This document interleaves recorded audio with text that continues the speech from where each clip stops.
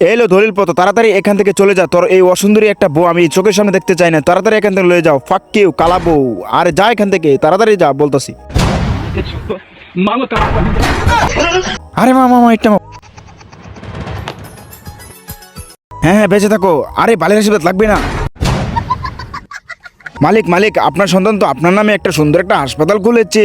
আরে কি বলিস, আমি তো জানতাম আমার সন্তান আমার জন্য একদিন একটা অনেক কিছু বড় করবে। চল তাহলে হাসপাতাল দেখে আসছি। আরে বাহ, বানু প্রতাপ সিং, জলদি জলদি কাজ করো, আমার বাবা তো আজকে হাসপাতাল দেখতে আসবে। আরে এটা কে?